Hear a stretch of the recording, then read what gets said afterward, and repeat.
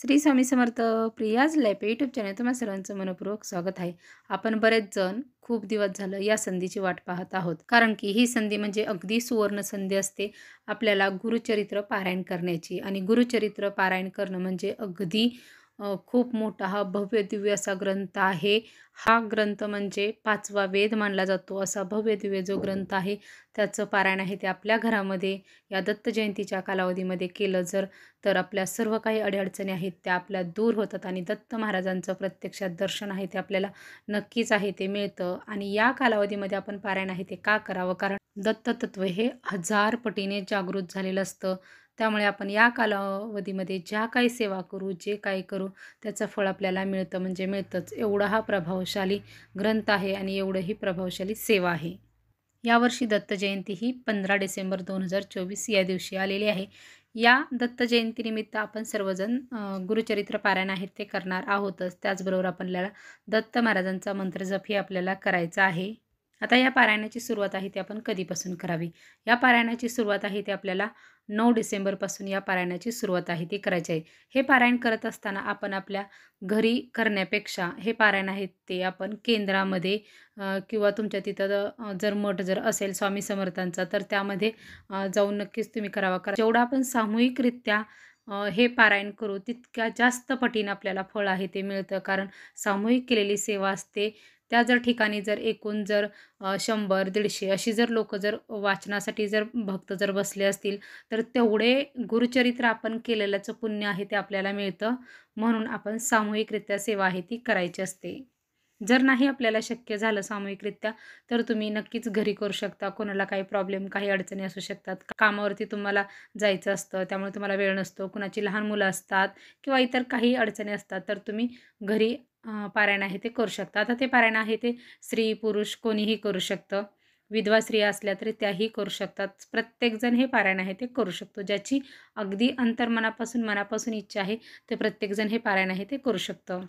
हे जर पारायण जर केलं तर आपल्या जीवनातील बऱ्याचशाच अडचणी आहेत त्या नक्कीच दूर होतील आणि जे बरेचसे जे प्रश्न आहेत ते आपले नक्कीच मार्गी लागतील. एवढा हा प्रभावशाली ग्रंथ आहे. त्यामुळे प्रत्येकाने कमीत कमी आपल्याला म्हणजे नाही वर्षभर आपल्याला पारायण करणं शक्य झालं तर या दत्त जयंतीच्या कालावधीमध्ये तरी हे पारायण आहे ते नक्कीच करावं. आत्तापर्यंत जर तुम्ही नसेल केलं तरी कमीत कमी एकदा यावर्षी हा अनुभव घेऊन बघा. तुम्हाला नक्की काय अनुभव येतोय तो तुम्ही नंतर कमेंट करून नक्कीच सांगा, की पण एकदा तरी हे पारायण आहे ते आपण आपल्या जीवनात येऊन करावं. एवढा हा प्रभावशाली ग्रंथ आहे. गुरुचरित्र पारायण म्हणजे नक्की काय? शिष्याला शिकवणारा गुरु आणि शिष्य या दोघांचं जे चरित्र असतं ते म्हणजेच गुरुचरित्र पारायण होय. गुरुचरित्र हा ग्रंथ अगदी साधासुधा नसून दैवी शक्तीने बहरलेला रूप प्रासादिक वरद हा ग्रंथ आहे. हा वाचताना तुमच्या मनामध्ये भाव, श्रद्धा नक्कीच हवी आहे. अगदी अंतर्मनापासून आपल्याला करायचं असतं. हे पारायण करत असताना आपल्याला नियम आहेत ते काय पाळायचे आहेत? आपण कोणत्या नियमांचं पालन आहे ते केलं पाहिजे? ते आता आपण पाहूया, की या ज्यावेळेस आपण पारायण सुरू करणार आहोत, त्या पारायणाच्या कालावधीमध्ये आपल्याला मांसाहार हा म्हणजे आपल्या घरामध्ये करायचाच नाही, वर्जच करायचा आहे किंवा घरातील कोणत्याही व्यक्तीने खायचं नाही. हे आपल्याला कटकशाने आहे ते आपल्याला पाळायचं आहे या 7 दिवसाच्या कालावधीमध्ये. त्याचबरोबर जी व्यक्ती वाचनासाठी बसणार आहे त्यांनी ब्रह्मचर्याचं जे पालन आहे ते नक्कीच आहे ते करायचं आहे. आपल्या मनामध्ये कोणत्याही प्रकारचे वाईट विचार, वाईट भावना आहेत त्या या पारायण कालावधीमध्ये आपल्या मनात येऊन द्यायचे नाहीत. कोणाबद्दल कधी वाईट बोलायचं नाही, काहीही करायचं नाही. आता या पारायणाची सुरुवात आहे ती आपण 9 तारखेला करणार आहोत आणि समाप्ती आहे ती 15 डिसेंबरला होणार आहे. तर आपण इतर वेळेस ज्यावेळेस गुरुचरित्र पारायण करतो त्यावेळेस 7व्या दिवशी याची समाप्ती आहे ती येते. पण ज्यावेळेस आपण ही गोष्ट नीट ऐकायची आहे आणि नीट लक्षात ठेवायची आहे. ज्यावेळेस आपण दत्त जयंतीच्या टायमिला गुरुचरित्र पारायण करतो त्यावेळेस त्याची समाप्ती आहे ती 8व्या दिवशी येते. म्हणजे आपल्याला 9 तारखेला पारायणाला सुरुवात केली की याची समाप्ती आहे ती आपल्याला दत्त जयंती आहे 15 तारखेला तर त्या दिवशी नाही करायची. आपल्याला 16 तारखेला याची समाप्ती आहे ती आपल्याला करायची आहे. म्हणजे आपलं वाचन आहे ते 7व्या दिवसापर्यंतच पूर्णपणे कंप्लीट आहे ते होणार आहे. त्या पारायणाचं उद्यापन जे म्हणतो किंवा ते जी पूजा उचलणं आहे हे जे सर्व आहे ते आपल्याला 16 तारखेला करायचं आहे. आता बऱ्याच जणांच्या मनामध्ये असा प्रश्न निर्माण आहे की स्त्रियांनी गुरुचरित्र आहे ते करू नये असं म्हणजे बरेच जण असं म्हणतात. कारण ते जर गुरुचरित्राचं जर पारायण जर केलं तर स्त्रियांना म्हणजे काही प्रॉब्लेम होतात, काही अडचणी होतात असं बरेच जण म्हणतात. तर ही गोष्ट खरी आहे का? तर हो आहे ही गोष्ट खरी आहे. पण आपण गुरुचरित्र जो गुरुचरित्र ग्रंथ आहे तो स्त्रियांनी वाचायचा नसतो. कारण त्याच्या पाठीमागचं असं आहे की त्यामध्ये काही श्लोक, काही ओव्या आहेत त्या दिलेल्या आहेत ना, त्याच्यामुळे पूर्वी असं म्हणजे घडत होतं की ते जर महिलांनी जर वाचलं तर त्यांचे गर्भपात होण्याची शक्यता जास्त प्रमाणात होती. त्याच्यामुळे गुरुचरित्र आहे ते मूळ गुरुचरित्र आहे तो स्त्रिया करत नव्हत्या. पण आपल्या दिंडोरी प्रणीत नुसार आपलं जे गुरुचरित्र आहे आता जे संक्षिप्त गुरुचरित्र त्याचं पठण स्त्रियांनी केलं तरी चालतं. कारण त्यामध्ये ह्या ज्या सर्व ओव्या आहेत त्या वगळल्या गेलेल्या आहेत आणि तो नव्याने आहे तो निर्माण आहे तो केलेला आहे. तर त्या ग्रंथाचं वाचन आहे त्या स्त्रिया आहेत त्या नक्कीच करू शकतात. म्हणून प्रत्येक स्त्रियांनी या ग्रंथाचं जे पारायण आहे, जे वाचन आहे ते आपण नक्कीच करायचे आहे. आता तो ग्रंथ कशा प्रकारचा असतो, त्याचा फोटो आहे तो मी तुम्हाला नक्की स्क्रीनवरती दाखवेन, की तो कशा प्रकारचा आहे. तो तशा प्रकारचा जर तुमच्याकडे जर नसेल, अगोदर जर तुमच्याकडे पोथी असेल, तुम्ही जर या अगोदर जर केलं असेल पारायण, तर तुम्ही ते करू शकता किंवा नसेल तुमच्याकडे, तरी तुम्ही तो आहे तो नक्कीच स्वामी समर्थांचं तुमच्या जवळपास कुठे केंद्र असेल, तर तेथून तुम्ही जाऊन घेऊन येऊ शकता. कारण तो तुम्हाला तिथे उपलब्ध आहे तो होईल. आता त्या गुरुचरित्र ज्यावेळेस आपण आणणार आहोत, त्याचबरोबर आपल्याला विष्णू सहस्त्रनाम हे जे पुस्तक आहे, ते एकदम छोटं असतं. अगदी 10 ते 12 रुपयेपर्यंत मिळते. एकदम छोटी प्रत आहे. तेही तुम्हाला मी स्क्रीनवरती दाखवेल, ते कशा पद्धतीची असते. तीही आपल्याला आहे ती घेऊन यायची आहे. कारण तेही आपल्याला त्याचं वाचनही आपल्याला करायचं असतं. आणि हा जो गुरुचरित्र आहे संक्षिप्त, तो मराठी प्राकृत आहे. अगदी त्याच्यात जे आपल्याला समजायला, वाचायलाही खूप सोपा आणि साधा आहे. यामध्ये एकूण अध्याय किती आहेत? तर 1 ते 53 एवढे अध्याय आहेत त्यामध्ये. तसाच यामध्ये भावार्थ आहे तोही दिलेला आहे. पण भावार्थ आपण वाचायचा नसतो. आपण ज्यावेळेस पारायण करतो त्यावेळेस आपण तो भावार्थ वाचायचा नसतो. कारण तो आपल्याला त्याची माहिती आहे ते त्याच्यात काय दिलेलं आहे त्याच्यासाठी तो आपल्याला दिलेला असतो. पण पारायण करताना आपण वाचायचं नाही. जर तुमची वाचण्याची इच्छा असेल, माहिती करून घ्यावी असं तुम्हाला वाटत असेल, तर तुम्ही वाचू शकता. पण पारायण करताना आपल्याला खूप वेळ लागेल त्यामुळे आपण भावार्थ आहे तो नक्कीच वाचू नये. आता हे जर पारायण आपण करणार आहोत स्त्रियांनी, तर आपला मासिक धर्म कधी आहे ते आपण बघायचं आहे. जर त्या कालावधीमध्ये म्हणजे 9 तारखेपासून 15 तारखेच्या जर कालावधीमध्ये जर असेल, तर आपण नक्कीच पारायण आहे ते करू नये. कारण हे पारायणाला सुरुवात जर केली, तर ते आपल्याला सुरुवात केली की ते बरोबर ते 7व्या दिवशीच म्हणजे संपूर्ण सप्ताह असतो. त्या सप्ताहाच्याच कालावधीमध्ये ते आपल्याला संपवायचं असतं. आधीमध्ये ते सोडायचं नसते. एकदा सुरुवात केली वाचनाला की ते पूर्णच आहे ते करायचं असतं. हा या ग्रंथाचा नियम आहे. त्यासाठी आपल्याला जर असं जर असेल या कालावधीमध्ये आपला जर अडचण असेल तर आपण याचं वाचन आहे ते नक्कीच करू नये. जर तुमचं 15 तारखेनंतर जर असेल तर तुम्ही नक्कीच वाचन आहे ते किंवा हे पारायण आहे ते तुम्ही नक्कीच करू शकता. हे हे जे पारायण करताना जी व्यक्ती करणार आहे त्याने गादीवरती झोपायचं नसतं, बसायचंही नसतं.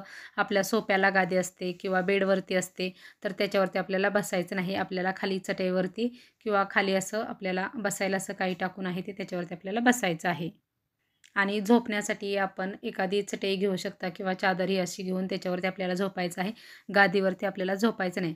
आता झोपताना आपण शक्यतो करून म्हणजे आपण इकडं-तिकडं आपली कूस होतेच, पण शक्यतो करून ज्यावेळेस सुरुवातीला आपण झोपणार आहोत, त्यावेळेस आपण डाव्या कुशीवरती झोपायचं आहे. कारण या पाठीमागचं कारण असं आहे, की आपण जर अशा पद्धतीनं जर झोपलो, तर आपल्याला दत्त महाराज आहेत तो संकेत देतात. असं आपल्याला सांगण्यात आलेलं आहे. आपल्याला स्वामी समर्थांच्या केंद्रामध्ये अशा प्रकारे माहिती आहे ती सांगितली जाते. त्यामुळे आपण अशा पद्धतीने हा एक नियम आहे तोही आपल्याला पाळायचा आहे. आता या पारायण कालावधीमध्ये आपल्याला काळी कपडे आहेत ती घालायची नाहीत. काळं आपल्याला कोणतंच जे कापड आहे ते घालायचं नाही. किंवा चामड्याच्या ज्या वस्तू आहेत, पुरुष जर असतील तर त्यांचा बेल्ट असतो, पॉकेट असतं ते वापरायचं नाही. त्याचबरोबर चप्पल असतील तर त्याही आपल्याला वापरायच्या नाहीत.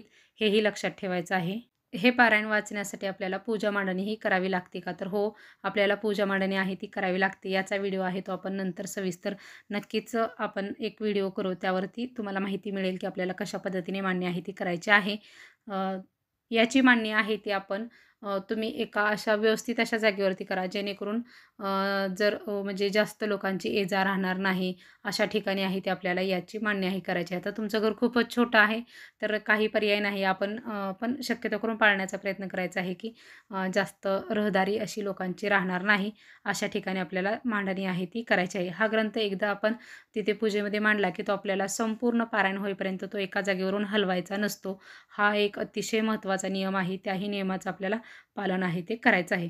आता या ग्रंथाचं वाचन आहे ते आपण कधी करायचं? ब्रह्ममुहूर्तावरती पहाटे 3 पासून या ग्रंथाच्या वाचनाला तुम्ही सुरुवात करू शकता.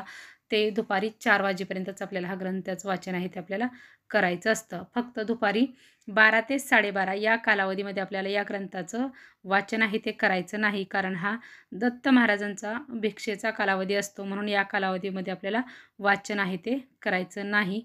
हा एक नियम आहे. आता हे पारायण करत असताना आपल्याला खाण्याबाबत काय नियम आहेत ते आपल्याला पाळायचे आहेत. म्हणजे आपण कोणत्या गोष्टी खाऊ शकतो आणि कोणत्या गोष्टी आपण खाऊ शकत नाही. कारण बरेच जणांना असं असं वाटतं, की आपल्याला ह्याचं खूप कडक नियम आहेत. कडक नियम आहेतच, पण त्याबरोबर हे आपण ते नियम आहेत ते कसे आहेत आणि ते कोणते आपल्याला पाळायचे आहेत, तेही आता आपण पाहूया. आपण नव्याने जर करत असेल तर आपल्याला खूप अवघड वाटतं. पण जर आपण नेहमी जर अगोदर जर केलं असेल किंवा सातत्याने आपण जर करत असो, तर आपल्याला ह्याच्यामध्ये काहीच अवघड आहे ते असं वाटत नाही. भाज्यांमध्ये आपण बटाटे, टोमॅटो, भेंडी, त्याचबरोबर हिरवी ढोबळी आहे किंवा मिरची आहे, तोंडली, गाजर, ह्या वस्तू आहेत त्या आपल्याला खायच्या आहेत. सुरण, त्यानंतर रताळ, वाल या प्रकारच्या गोष्टी आहेत त्या आपल्याला खायच्या आहेत. जे मसालेदार पदार्थ आहेत ते आपल्याला खायचे नाहीत. कांदा, लसूण तो आपल्याला वर्ज्य आहे तो करायचा आहे. या कालावधीमध्ये आपल्याला खायचं नाही. म्हणजे जे आपण काळं तिखट जे बनवतो त्यापासून बनवलेल्या भाज्या आहेत त्या आपल्याला खायच्या नाहीत. लाल तिखट किंवा तुम्ही हिरवी मिरची टाकून ही भाज्या बनवून त्याही तुम्ही खाऊ शकता. त्याचबरोबर जिरे, हळद, कोथिंबीर, कढीपत्ता, दूध, कढी, ताक हेही तुम्ही खाऊ शकता. एकच प्रकारचं धान्य खायचं आहे. म्हणजे ज्या दिवशी पहिला दिवस तुमचा असणार आहे पारायणाचा, त्या दिवशी तुम्ही पहिल्या दिवशी जर चपाती जर खाल्ली, तर आपल्याला संपूर्ण 7 दिवस चपातीच खायची आहे. किंवा तुम्ही जर भाकरी जर खाल्ली, ज्वारीची खाल्ली तर ज्वारीचीच खायची, बाजरीची खाल्ली तर बाजरीचीच खायची. अशा पद्धतीने आपण एकच धान्य आहे ते आपल्याला खायचं आहे, हे आपण लक्षात ठेवायचं आहे. आता द्विदल धान्य आहे ते या पारायणाला च्या कालावधीमध्ये खाल्लं जात नाही. म्हणजे थोडक्यात की शेंगदाणा हे द्विदल असतं, हरभरा ते म्हणजे त्याचे असे 2 असे डाळे होतात, अशा प्रकारचं आहे ते आपल्याला खायचं नाही. तर आपण या कालावधीमध्ये भाज्यामध्ये काय काय खाऊ शकतो, की आपण पालक खाऊ शकतो, भेंडी खाऊ शकतो. तर मगाशी मी तुम्हाला सांगितलेल्या आहेत आपण भाज्या आहेत त्या कोणत्या खायच्या आहेत, त्या आपण भाज्या खायच्या आहेत. हे सर्व नियम आहेत ते आपल्याला स्वामी समर्थांच्या केंद्रामध्ये सांगितले जातात. हे नियम आहेत ते आपण जर पाळून जर केलं, कारण हे कडकडीत नियम असतात. हे नियम जर पाळून जर आपण जर केलं, तर आपलं हे पारायण आहे ते व्यवस्थितपणे पार पडतं आणि या पारायणाचं नक्कीच फळ आहे ते आपल्याला मिळतं. त्याचबरोबर तुम्ही पालेभाज्या, काकडी, लाल माठ अशा प्रकारच्याही खाऊ शकता. आता जेवण हे फक्त आपण आपल्या घरात बनवलेलंच आहे ते खायचं आहे. आपल्याला परान्न आहे ते खायचं नाही बाहेरचं. आणि जे जेवण आहे ते घरात आपल्या आईच्या हातचं आहे. मुलगा असेल तर आईच्या हातचंही खायचं आहे, बायकोच्या हातचं खायचं आहे, आपली बहीण असेल बहिणीच्या हातचं आहे ते आपल्याला खायचं आहे. म्हणजे दुसऱ्यांच्या हातचं आहे ते खायचं नाही. आणि आपण जर स्वतः असेल तर स्वतः बनवलेलं आहे ते खायचं आहे. दुसऱ्यांनी बनवलेलं आपल्याला खायचं नाही आणि दुसऱ्याने दिलेलंही खायचं नाही आणि आपण बाहेरही खायचं नाही. हे आपल्या लक्षात आहे ते ठेवायचं आहे. हे जे गुरुचरित्र ग्रंथाचं नियमानुसार जर आपण जर केलं, पारायण जर केलं, तर याचं फळ आहे ते नक्कीच मिळतं. आपल्या कितीही जीवनात कसल्याही प्रकारच्या अडचणी असू द्या, नक्कीच त्या सर्व काही दूर होतात. फक्त हे करताना अगदी तुम्ही अंतर्मनापासून आणि मनापासूनच करा, तरच याचं फळ आहे ते आपल्याला मिळतं. या गुरुचरित्रातील जो 53वा अध्याय आहे, त्यामध्ये आपल्याला सांसारिक लोकांच्या प्रश्नांची उत्तरे आणि त्यावरती उपाय आहेत ते आपल्याला दिलेले आहेत. त्याचबरोबर दत्त महाराजांनी केलेल्या लीला, भक्तांना दिलेले अनुभव हे सर्व काही दिलेलं आहे. पितृदोष, वास्तुदोष, पिशाच्च दोष, त्याचबरोबर संततीबाबतचे जे काही प्रश्न आहेत, हे सर्व प्रश्न आहेत ते नक्कीच दूर होतात. आता ह्या ग्रंथाचं वाचन केल्यानंतर रोज आपल्याला संध्याकाळी जे विष्णू सहस्त्रनामाचं जे पठण आहे ते आपल्याला करायचं असतं. कारण ते त्याचं का करायचं असतं? कारण की आपल्या हातून जर या पारायण कालावधीमध्ये काही चुका झाल्या, चुकून एखाद्याला आपण जर काही वाईट जर काय बोललं, तर ते माफ करण्यासाठी ते आपल्याला रोज संध्याकाळी आहे ते आपल्याला वाचायचं असतं. ते केल्याने आपलं त्रुटी आपल्या हातून झाल्या, काही नियमाचं उल्लंघन झालं, तर आपल्याला नक्कीच मदत होते त्या माफ होण्यासाठी. म्हणून त्याचं वाचन आहे ते केलं जातं. अशा प्रकारे ह्या पारायणाचे संपूर्ण नियम आहेत. या संपूर्ण नियमांचं पालन करून आपल्याला अशा प्रकारे गुरुचरित्राचं पारायण आहे ते करावं.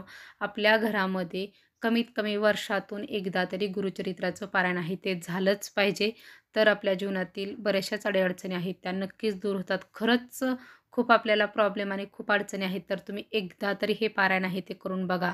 तुम्हाला नक्कीच अनुभव आहे तो छान असा येईल. आता आपण पुढील व्हिडिओमध्ये गुरुचरित्र पारायणाची मांडणी आहे ती कशी करायची आहे या संदर्भाची माहिती आहे ती नक्कीच आहे ती घेऊया. श्री स्वामी समर्थ.